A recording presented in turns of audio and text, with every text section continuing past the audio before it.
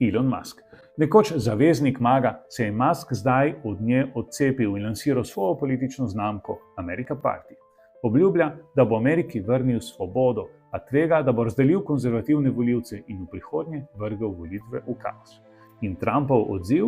Musk je označil za zmešanega. Najprej si velja zapomniti, da se v današnji politiki zavezniki in sovražniki menjajo čez noč. Prijatelji postanejo sovražniki, prav tako hitro sovražniki, spet prijatelji. Kljub temu so napetosti globoke.